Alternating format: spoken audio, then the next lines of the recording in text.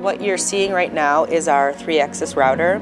It's a machine that reads a digital file and then translates it into a set of instructions for the router to follow as it mills an object from a block of material.